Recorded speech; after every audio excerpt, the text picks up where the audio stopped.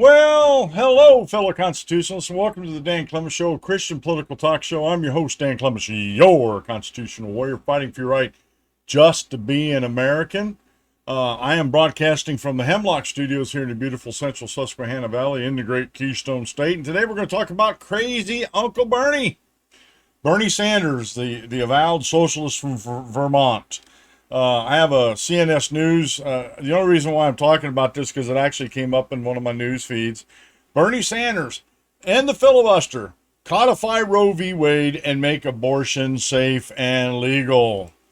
Oh, he is so funny.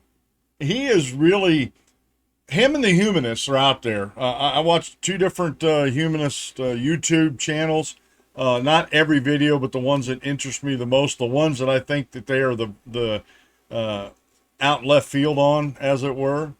And Uncle Bernie with this little rant here is way out in left field. Wants to end the filibuster. I would say, yeah, let's end the filibuster and then take it to, it has to have 2/3 or 3/4 of the members there voting in the affirmative to pass anything, judges, the whole 9 yards, laws, and the filibuster. Go ahead, but let's change the rule and just make it a 2/3 vote or a 3/4 vote for everything. Matter of fact, you hadn't noticed I'm wearing my Constitutional Convention hat, Convention of States hat. I think that ought to be a constitutional amendment.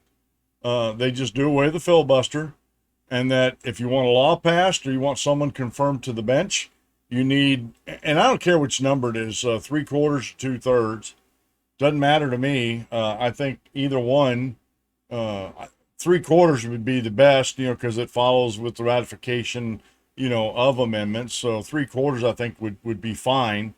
So, to pass anything in the Senate or the House. I mean, I'm good with that. You guys good with that? I mean, we are a republic. We're not a pure democracy as the leftists and humanists want to think we are. So I'm good with that, as far as just do a constitutional amendment and say no more filibusters. You got to pass everything with 3/4 of the vote, period. I think there'd be a lot less nonsense passed in the legislatures, but I just find it funny that Bernie Sanders, one of the things, he's screaming about is end the filibuster because Republicans ended it to confirm the three, right-wing justices that overturned Roe v. Wade. And then, and that's a Senate rule. They can change that, bring it back, take it out, bring it back, take it out, however they want. They could not, if we did a constitutional amendment, they could not get around that if the filibuster was ended and he needed 3/4 of the vote. Second thing he says, codify Roe v. Wade. Now, this is, I have to laugh. I mean, I've heard the Humanist Report. Can't remember the other one. The secular Talk, I think it is. AOC. I've heard Chucky Schumer and Nancy Pelosi and other Democrats all talk about codify Roe v. Wade in the law, pass a law saying it's legal. Well, the problem is the Supreme Court just ruled, and might I add correctly, that Roe v. Wade was never precedent. Stare decisis didn't rise to the statute of stare decisis, whatever was approved before, because it was based on lies. I was watching a video past couple days, a couple different videos. We actually went back and looked at the history of Roe v. Wade. And do you know the two ladies, Roe and Doe, that were the lawyers that had these folks to have standing to bring this lawsuit? Neither one of them wanted an abortion, and neither one of them got an abortion. Well, I think Roe may have wanted an abortion, but she decided against it. Neither one of them got an abortion. They went on to have their children, but yet this was codified in the law, so to speak. actually it was legislating from the bench, so it wasn't codified in the law. That the Supreme Court overstepped its bounds in Roe v. Wade. Now, if they hadn't decided Roe v. Wade, and Congress way back when would have passed a law saying that abortion's good in all 50 states, then you might have something, but it still could be challenged. Okay, it still could be challenged. Roe v. Wade was bad from the beginning. It was based on lies. So how can you have a precedent that's based on lies? How can you use stare decisis to uphold a precedent that's actually based on lies? So to codify Roe v. Wade in the law is idiotic, and then to make abortion safe and legal. The thing that all these leftists and these humanists and these progressives, these third wave feminists, that their minds and their heads are just exploding with this, is this did not do away with abortion. It put it back to the states. 9th and 10th Amendment, folks, especially 9th Amendment, but 9th and 10th Amendment put it back to the states where it belonged. This does not belong at the federal level. There's nothing in the Constitution that enumerated a power for the federal Congress, the House and the Senate, to do anything with abortion whatsoever. You'd have to amend the Constitution to give Congress that power. But see, humanists, leftists, progressives, the evil isms, socialism, fascism, Marxism, communism, they don't care about constitutions. They don't care about the law. They use the courts, and this is what they're most upset about. They used the court to do something that was illegal constitutionally, legislate from the bench, in order to get their way. They couldn't amend the Constitution. That takes too much work, and it probably wouldn't go through anyway. Look at the Equal Rights Amendment.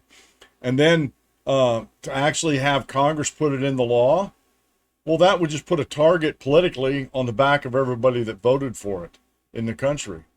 And so it's back at the states, and there's a lot of states out there that still say it's okay to have an abortion. And there's other states that say, no, we're not having abortions in our states. And that is called federalism. That is what our republic is based on.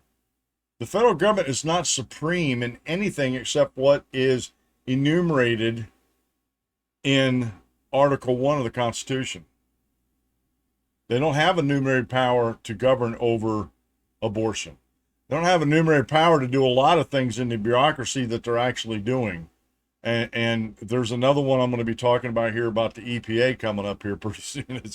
It's hilarious the way these leftists, I mean, right and left, the Supreme Court is taking these progressive policies to task and saying federal government has no business doing this.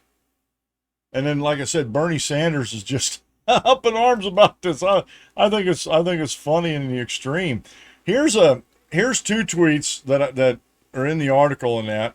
The first one, actually both of them, the one was on June 24th, the bottom one. It says, overturning Roe v. Wade and denying women the right to control their own bodies is an outrage and in defiance of what the American people want. Democrats must now end the filibuster in the Senate, codify Roe v. Wade, and once again make abortion legal and safe. And the second one was on June 27th. If Republicans can end the filibuster to install right-wing judges to overturn Roe v. Wade, Democrats must end the filibuster, codify Roe v. Wade, and make abortion legal and safe. And again, there's a lot of states, California is one of them, that are willing to pay for women to come there and have their abortions. There's a lot of companies out there, and this is the kicker here, there's a lot of companies out there that are willing to pay for the women to travel to other states to have abortions, because guess what? It's cheaper for them to do that than to pay them for maternity leave, paid maternity leave. Folks, to me, this whole process of abortion is evil all the way around. There's no justification for it. It's not their body. Bernie Sanders says to control their own bodies. It's not their body. It's another body that's growing inside of them. And I know people talk about fetuses and stuff. Well, it's just a fetus. Well, fetus is Latin for offspring. What's human offspring? It's a child. It's a baby. And I'll put a link. I didn't do it yet, but I'm going to put a link in there. Last night in our Bible study, I don't mean to drag our congregation into this. We had a really good lesson, and it's going to be continued next Wednesday night. Our preacher did a lesson on abortion. Now, we actually got him a course. He wanted to take a course on how to discuss abortion. And even though it was a Christian man that was given the course, it was mainly from a secular point of view. And that's one thing I always try to do is, not that I want to keep the Bible out of it, but a lot of people don't want to hear that. So I come from a freedom standpoint. I come from a non-aggression standpoint, and I come from a scientific standpoint. You know, that when that egg is fertilized, that becomes a separate being. That's a human that's developing in the womb. That's a baby that's developing. It's a fetus that's developing in the womb. And I always argue, I said, we need, in the Declaration of Independence, it talks about governments are instituted to secure these rights. What are some of those God-given rights? Life and liberty.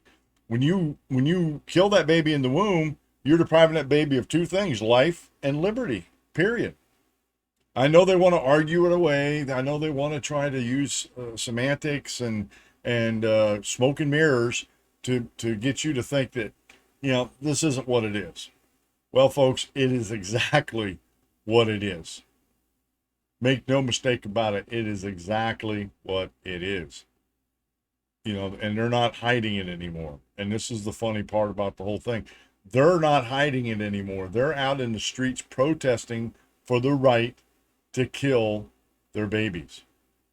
And when you try to bring up, and this is, I'll leave you with this note, when you try to bring up to them, there was decisions and choices you could have made prior to the abortion that would have stopped you even having to contemplate having an abortion. Abstinence, they think that's a joke. Contraceptives, condoms, diaphragms. I'm on the fence about the pill because it is a hormone, and you know, some women have problems with that. Some women don't. There's an abortifacient in. I know I'm not saying that word right, but it's sort of like the morning after. There's the same thing that's in some birth controls in the morning after pill, and it's an abortifacient that kills. If an egg's fertilized, it kills it. You know, but you have those, and I'm not saying I'm in favor of the morning after pill. I'm definitely not. But you have the morning after pill, you know, and the excuses that they want to make are rape, incest, and the life of the mother. But those, percentage-wise, of all abortions that are performed in the United States are minuscule. And they want to make law on the outliers. But yet you have all these women making decisions to kill their baby out of their own convenience because they weren't making right decisions to begin with. And I think this all goes back to the home. People aren't raised right. They're not raised to know what's right and what's wrong, what's good and what's bad, what's evil and what's righteous. And this is a problem in the United States today. So I think it's funny that Bernie Sanders up there, an old white man, is up there arguing for it, and yet for abortion, and yet when old white men decide Roe v. Wade illegally, unconstitutionally, that's okay. And then when old white men like me, and I guess I'm getting old, I just turned 60 this year. I don't feel old, but I'm getting there. When we defend the unborn, we're the problem. We're absolutely the problem. Well, this has been the Dan Clements Show. I'm your host, Dan Clements, your constitutional warrior. Remember, if you aim at nothing, you'll hit it every time. Have a great rest of the day, folks, and we'll see you in the next video.